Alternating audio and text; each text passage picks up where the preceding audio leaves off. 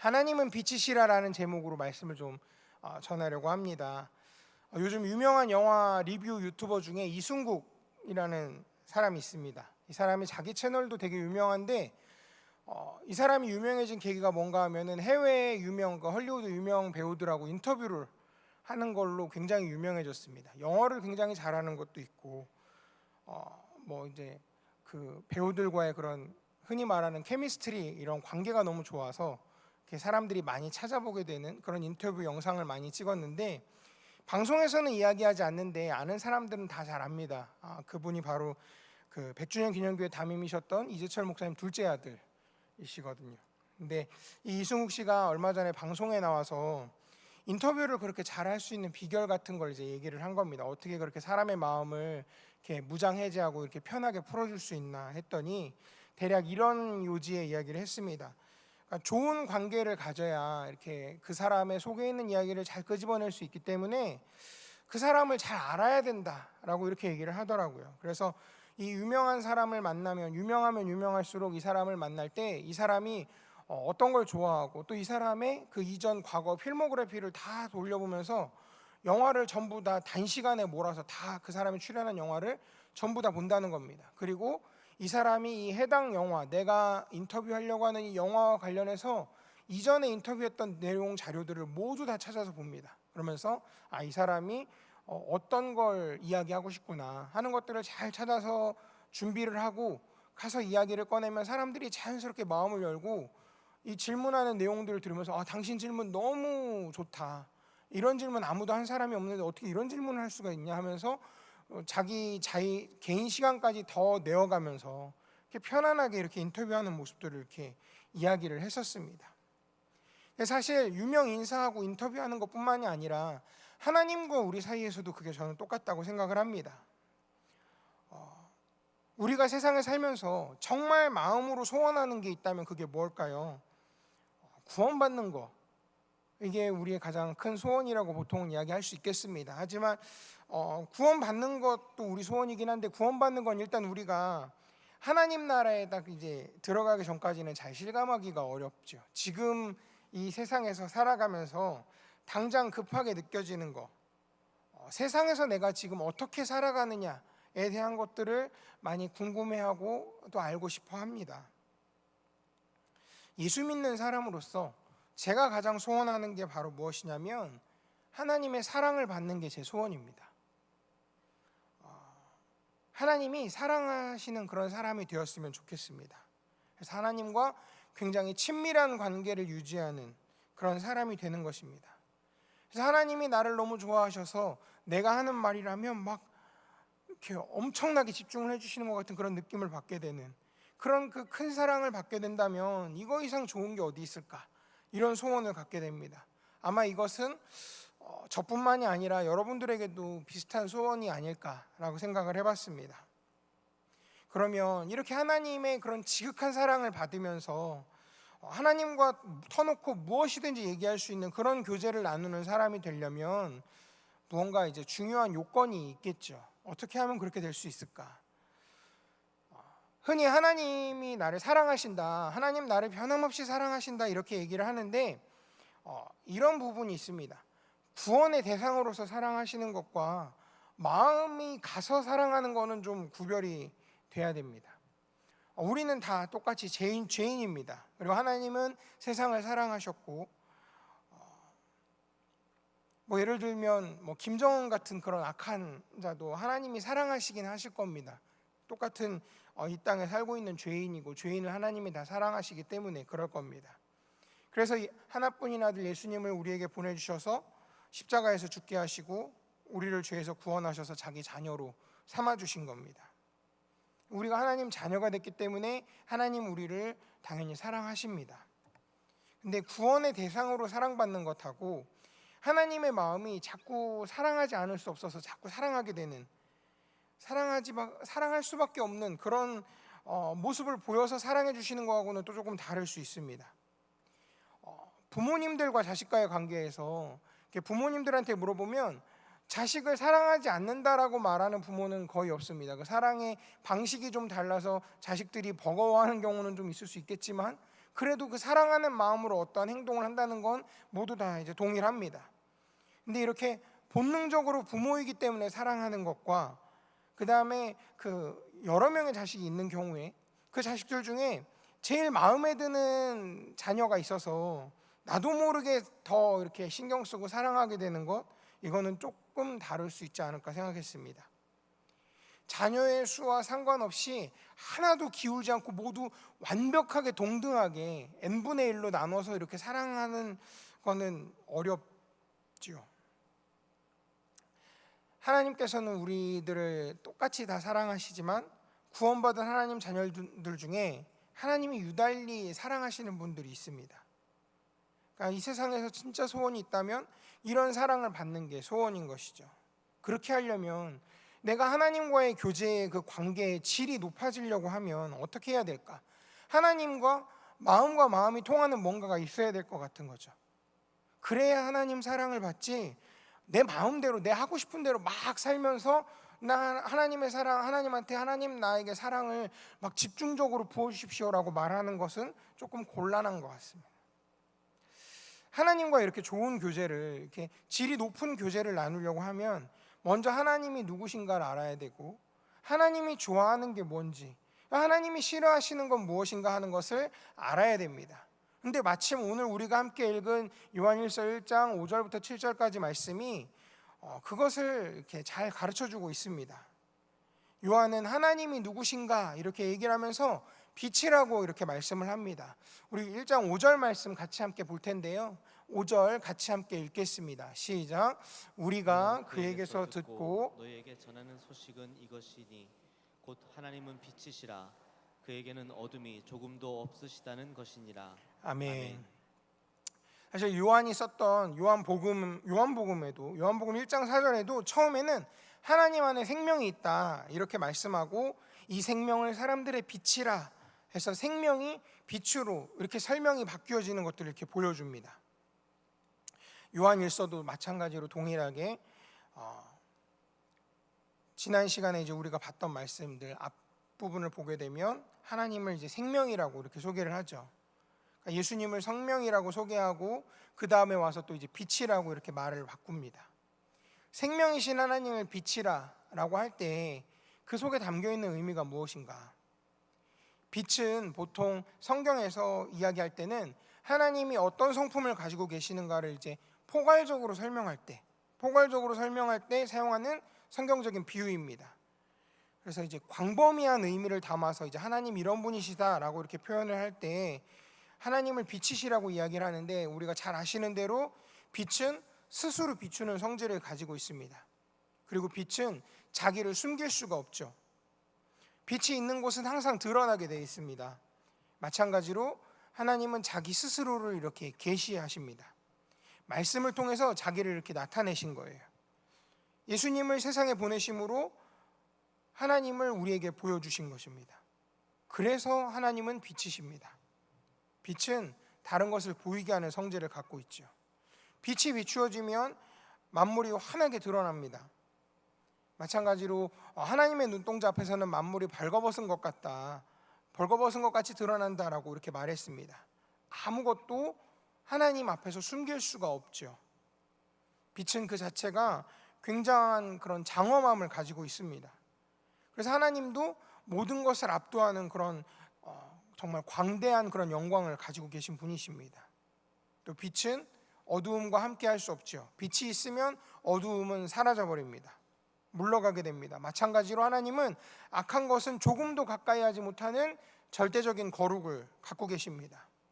이런 빛의 여러 가지 속성을 놓고 하나님의 성품과 비교를 해보면 하나님을 빛이라고 이렇게 설명한 이 요한의 설명이 굉장히 적절한 설명이었구나 하는 것을 우리가 또 금방 알 수 있게 됩니다. 특별히 오늘 우리가 함께 읽었던 5절 이하에서 빛이라고 이야기할 때에는 많은 그 여러 가지 다양한 빛의 성질 가운데 어두움을 가까이 하지 못하는 성격, 그 성질을 이렇게 이야기를 합니다. 하나님은 악한 것을 조금도 용납하지 못하는 그런 도덕적인 본성을 갖고 계신 분이죠. 하나님은 절대적으로 거룩하시고 빛과 어둠은 서로 같이 있을 수가 없습니다. 서로 밀어냅니다. 하나님은 어두움을 밀어내시죠. 거룩하지 못한 것도 거부하시는 분이십니다. 그래서 하나님은 자기가 거룩하기 때문에 가까이 오는 자들을 향해서 너희도 거룩해야 된다라고 이렇게 이야기하신 것입니다. 그러면 하나님과 친밀한 관계를 가지고 행복하게 살기 원하면 빛이신 하나님과 조화가 돼야겠지요. 그 조화의 방법은 오늘 우리가 읽은 본문에 나온 대로 빛 가운데서 행하는 것입니다.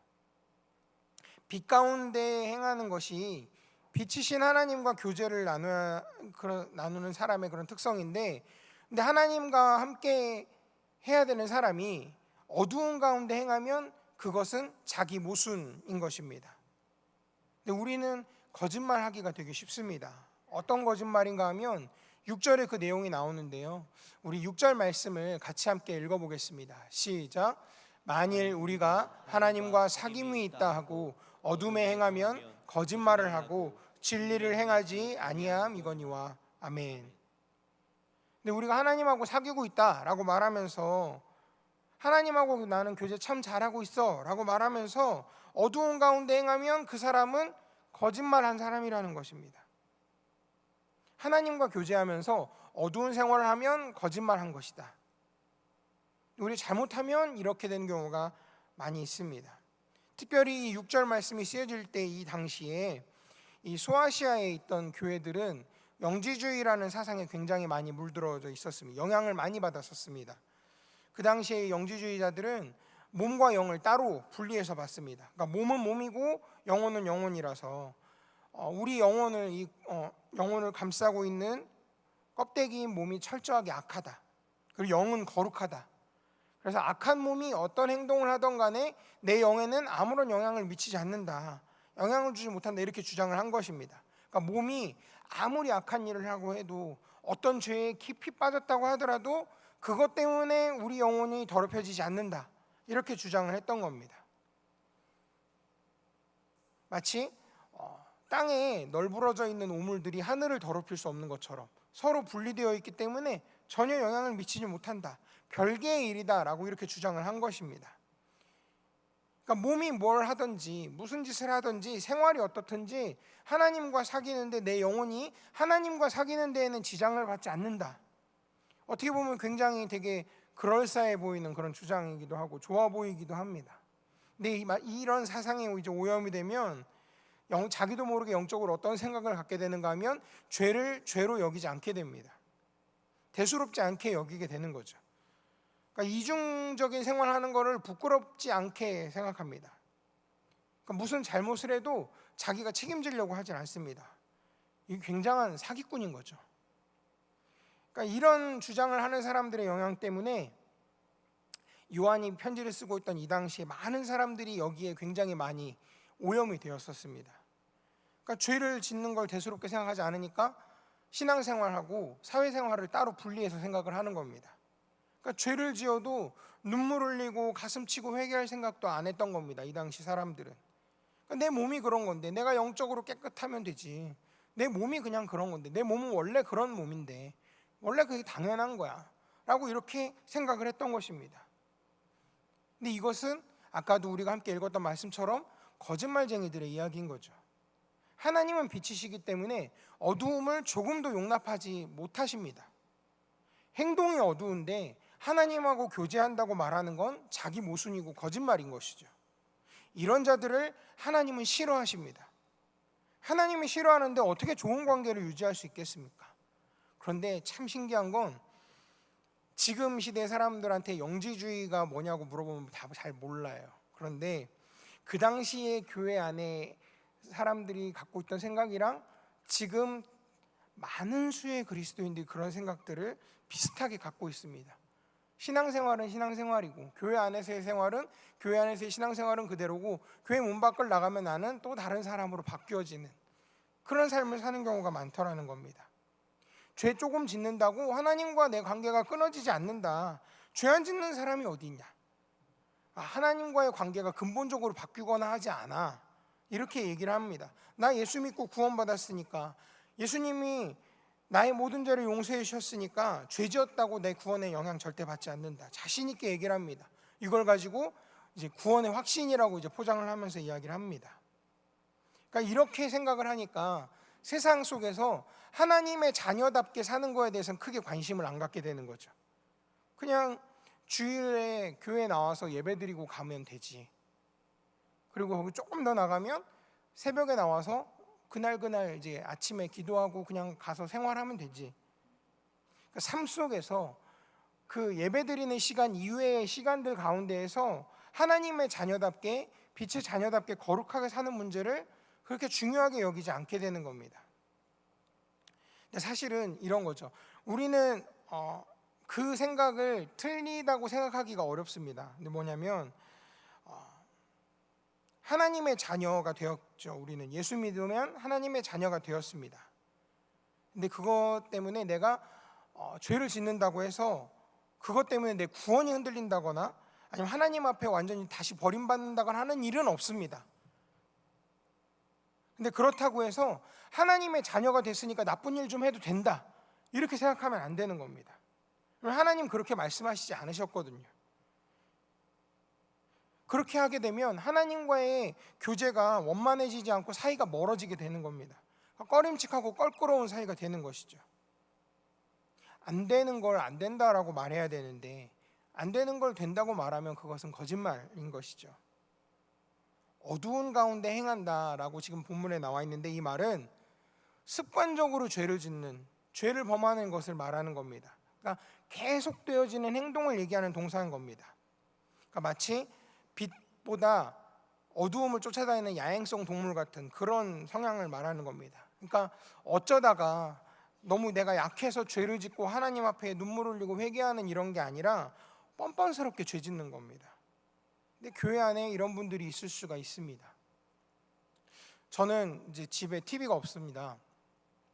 이렇게 부모님하고 이제 따로 떨어져 살기 시작하면서부터 TV를 그냥 안 놨거든요. 사실 좀 귀찮기도 하고 TV 잘 보지도 않고 아침에 출근하면 저녁에 이제 늦게 들어가고 했었으니까요. 그러니까 TV를 볼 일이 없으니까 그냥 유튜브나 이제 포털 사이트 이런 뉴스들을 보게 되면 뭐 무슨 고발하는 그런 기사들 있잖아요. 뭐가 문제가 있다, 알고 봤더니 뭐 이랬더라, 이런 것들 봅니다. 근데 보면은 저는 그런 거 끝까지 다 못 봅니다. 이제 화가 너무 나가지고 바로 그냥 꺼버리거든요. 근데 그런 생각이 갑자기 드는 거예요. 지금 저 일을 저지른 저 사람들이 다 안 믿는 사람들 아니겠지? 저들 중에 분명히 교회 다니는 사람들이 있을 텐데, 믿는 사람들이 있을 텐데, 그러면 저 안에서 일하는 사람들 알면서도 날마다 하는 게 그러면 거짓말인 건가? 돈만 받으면 그냥 다 넘어가는 건가? 근데 예수 믿는 사람이 만약에 그런 일을 하고 있었다면, 그 생활이 몸에 익어서 살고 있다면 그 사람이 교회에 와서 예배드리는 걸 하나님이 기뻐하실까? 막 새벽에 나와서 하나님 오늘도 보호해 주세요, 함께 해주세요, 기도하는 그 내용을 하나님이 과연 들으실까? 이걸 생각을 해야 되는 겁니다. 그러니까 내 마음 편한 대로 하나님을 그냥 내 마음 편하게 해주시는 그런 분, 내 마음에 그냥 그런 평안감을 주시는 분으로 그렇게 생각을 하고 사는 겁니다. 하지만 성경을 보면 그렇지가 않습니다. 그러니까 구원받는 문제를 이야기하는 것이 아니고 이 세상을 살아가면서 하나님과의 관계가 지금 정상으로 될 수 있냐 없냐의 문제를 얘기하는 겁니다. 하나님과의 관계를 정상적으로 유지하고 하나님과 연결을 깊게 맺고 싶고 하나님과 교제를 정말 깊이 하고 싶다면 죄 속에서 습관처럼 빠져서 살면 안 되는 겁니다. 하나님하고 교제할 수가 아예 없는 사람인 것이죠. 그러니까 나는 하나님한테 난 예배드리러 나와서 예배드리고 갔으니까 하나님 내 예배도 받으시고 내 기도도 들으셨다, 이건 거짓말인 겁니다. 하나님을 바로 아셔야 됩니다. 하나님은 아까 제가 무엇이라고 말씀드렸죠? 하나님은 빛이시라고 말씀드렸죠. 하나님과 여러분들 가까이 사귀기를 원하십니까?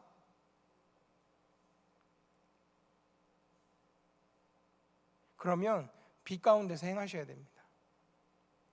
7절 상반절 같이 함께 보겠습니다. 함께 읽겠습니다. 시작.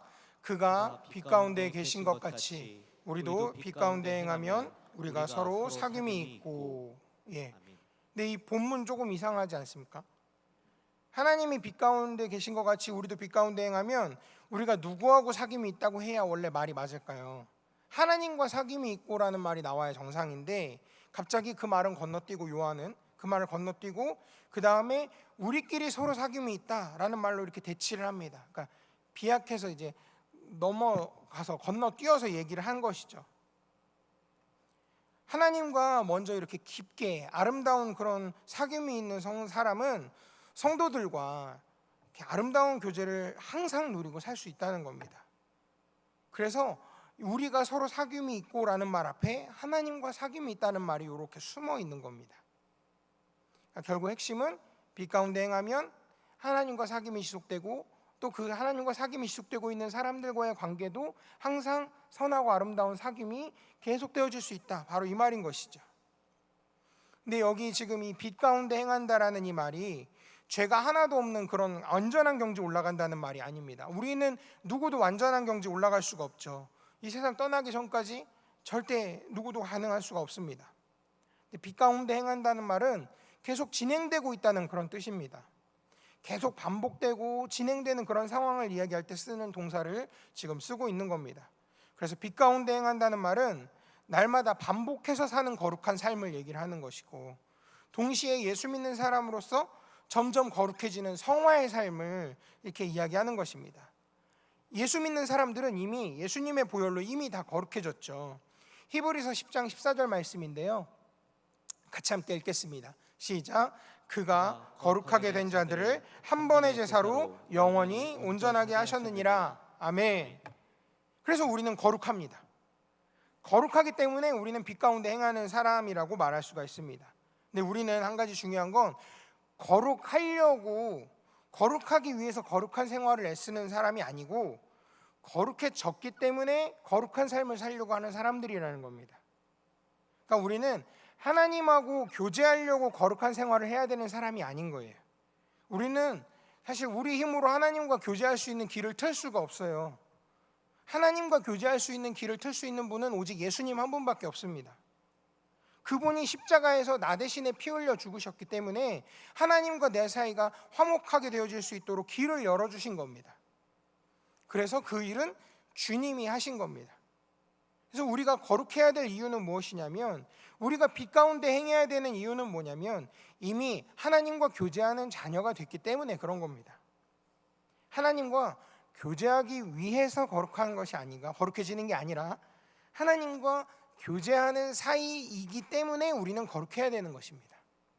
빛 가운데 행하는 사람이 되어야 되는 것이죠.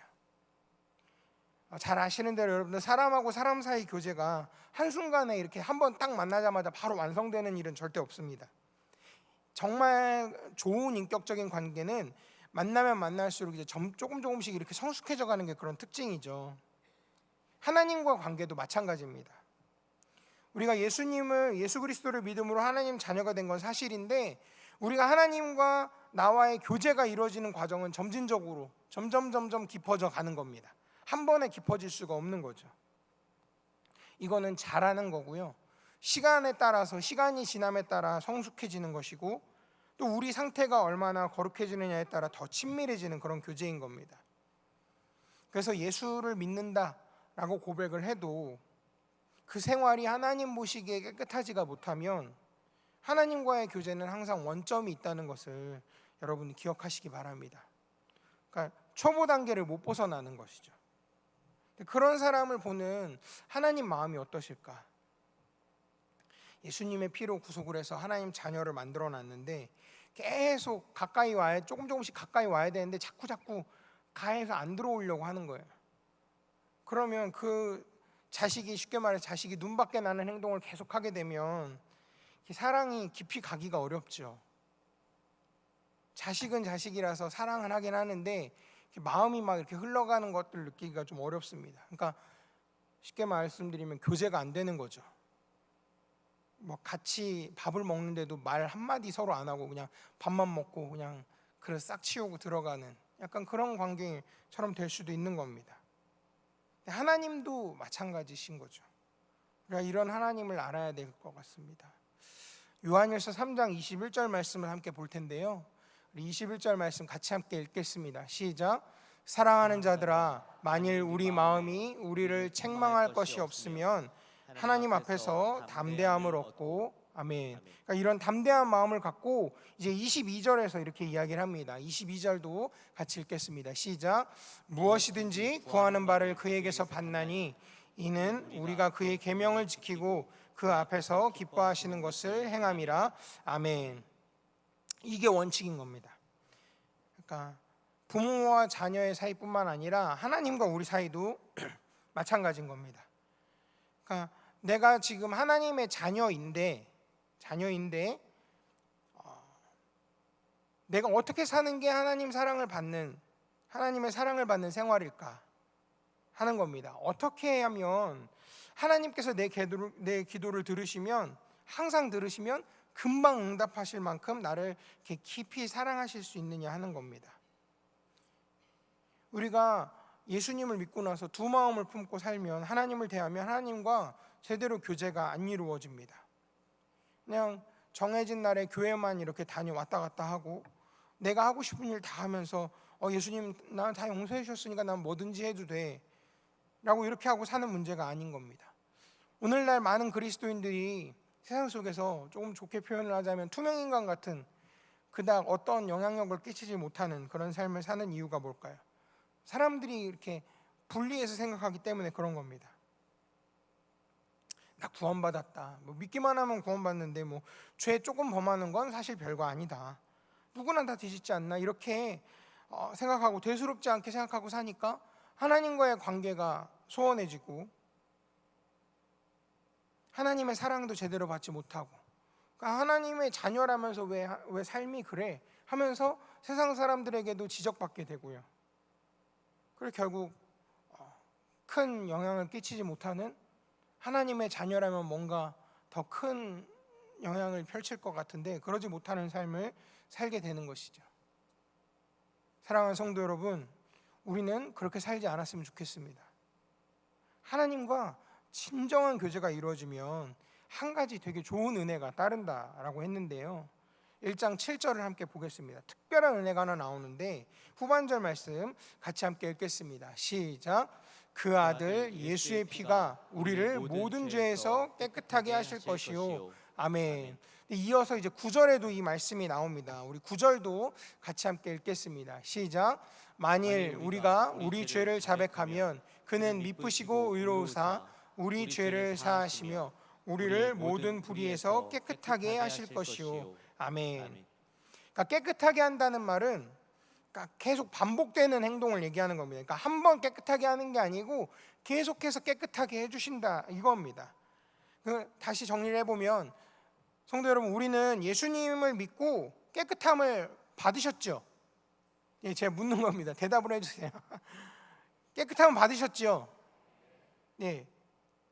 근데 왜 또 깨끗하게 해주신다는 말이 대체 우리에게 무슨 소용이 있는가?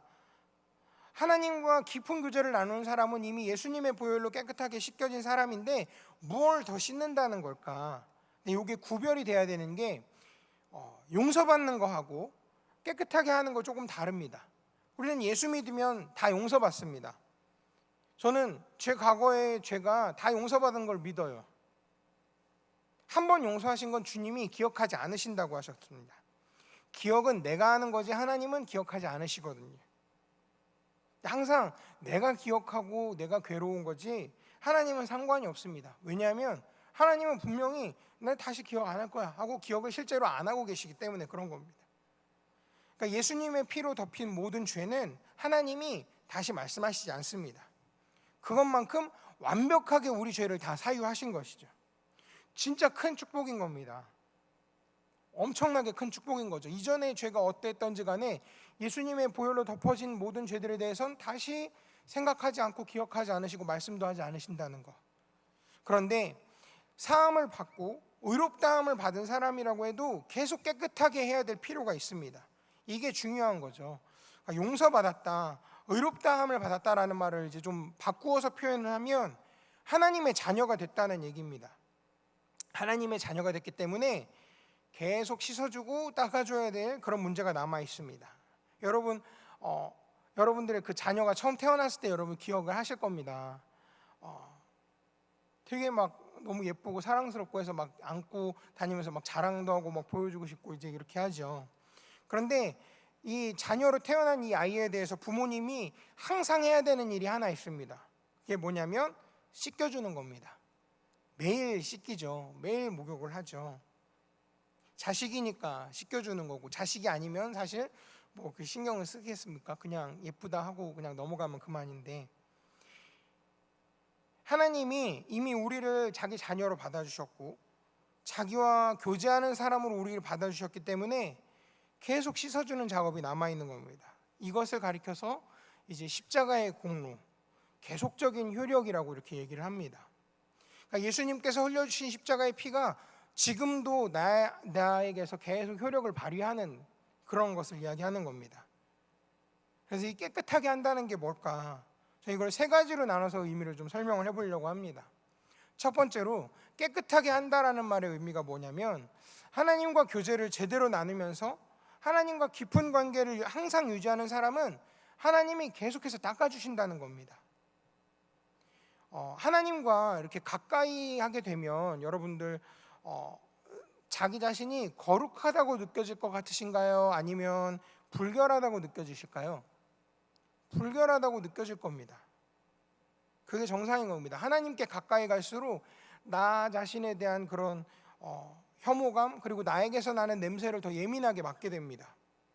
그래서 꼭 필요한 건 하나님이 그때그때 씻어주시는 것이죠. 어떻게 씻어주시는가? 조그만 감정 하나라도 하나님 보시기에 더럽고 냄새나는 게 있다면 그걸 우리가 깨닫게 하시는 거죠. 이게 이제 씻어주는 작업입니다. 눈에 이렇게 티가 들어가면 눈에서 막 특별한 작업들이 막 일어나는 걸 여러분 아실 겁니다. 이렇게 뭐가 탁 들어가면 처음에 눈을 막 깜빡깜빡하게, 눈에 통증이 느껴지면서 눈을 자기도 모르게 막 깜빡깜빡하게 되는데, 그러면 눈 속에서 눈물이 이렇게 나오죠. 그러면서 그 눈물을 타고 그 눈에 들어갔던 걸 자연적으로 빠져나오게 합니다. 하나님께 깊이 가까이 들어가서 하나님과 사귀고 하나님 사랑을 받기 원하는 사람은 그때마다 내 마음에 남아있는 그 악한 것들이 자꾸 드러날 수가 있습니다.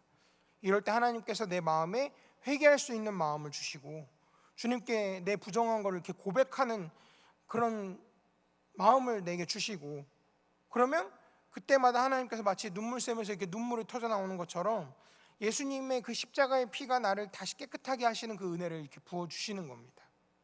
그래서 마음에 평안이 오게 되고, 죄 고백을 하게 되면 마음에 평안이 오고 담대함이 오고 기쁨이 오게 됩니다. 이게 하나님이 씻겨주시는 작업인 거죠. 두 번째로 깨끗하게 한다는 것은 무엇인가 하면, 나를 보지 않고 계속 예수님만 보게 하는 그런 작업입니다.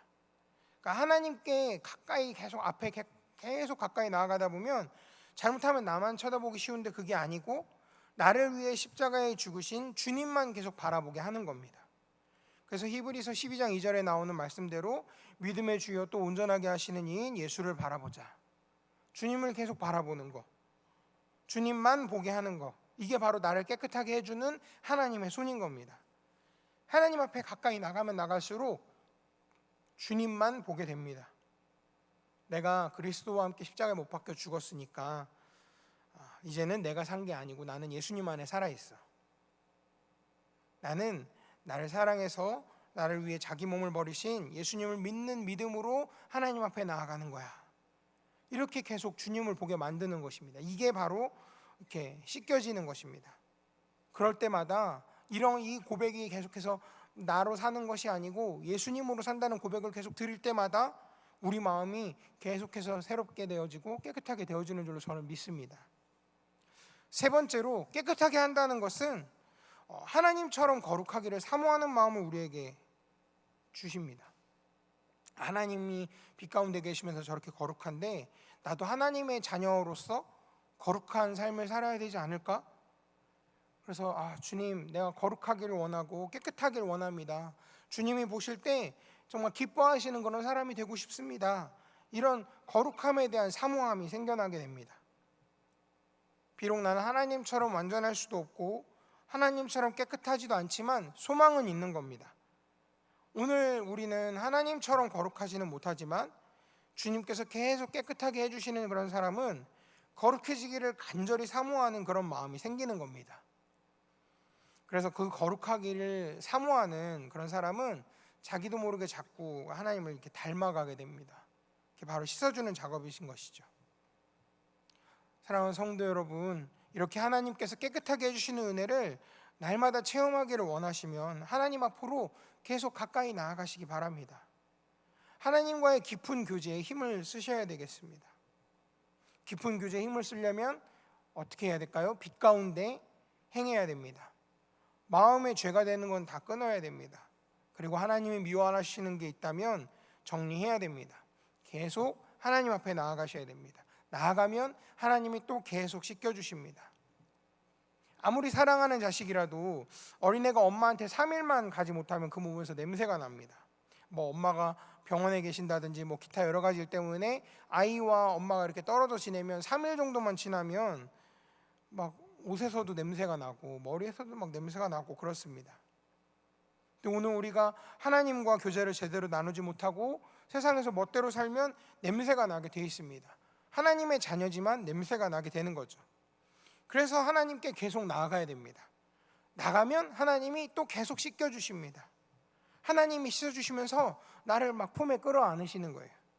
그리고 내가 하는 기도에 이렇게 안으시고 귀를 기울이시는 거예요. 그리고 내가 기도하지 않은 것까지도 하나님께서 이렇게 품에 안으시고 내 마음을 들여다보시면서 걱정하시고 또 내 소원을 들어주시려고 하시는 것이죠. 이제 말씀을 좀 마무리하려고 합니다.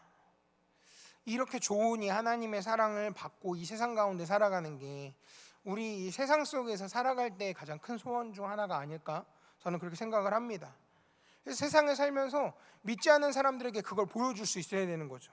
하나님이 나를 사랑하셔서 나와 함께 하시는데 이게 정말 너무 기가 막히다. 하나님이 나를 이렇게 품에 안으시고 나를 끌어안으시고 날마다 나를 깨끗하게 씻겨주시고 새롭게 해주시는 게 나는 너무 기쁘고 행복해 하면서 그것을 실제 삶으로 보여주는 거.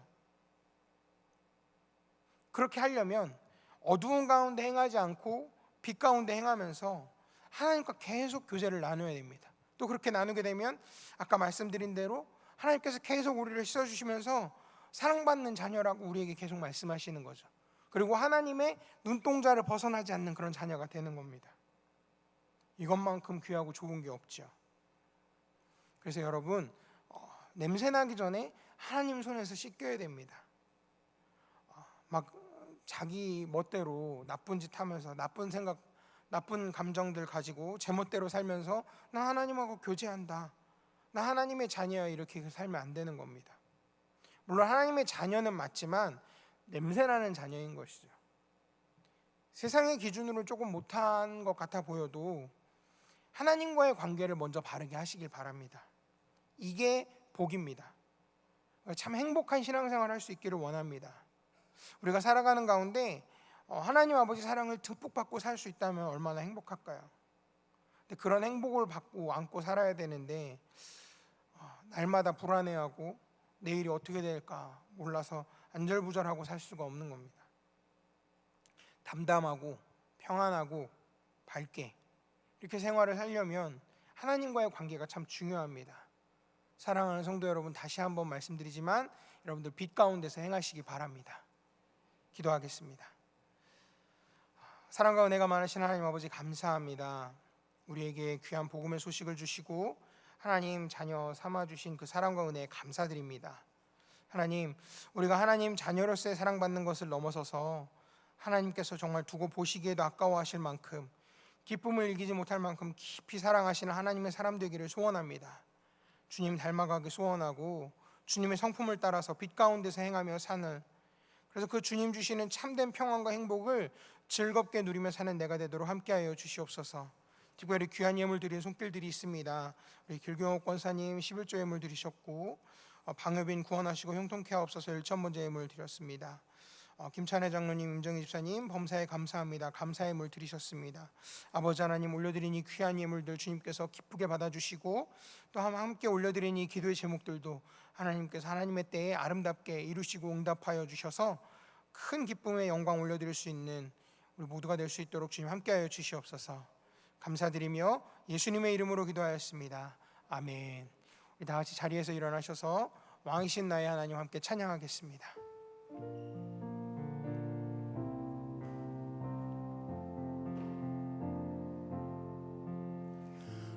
왕이신 나의 하나님, 내가 주를 높이고 영원히 주의 이름을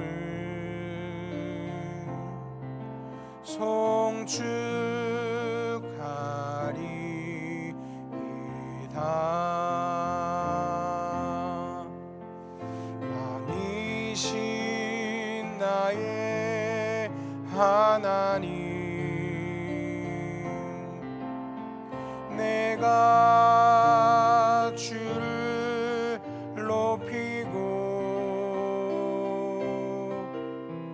영원히 주의 이름을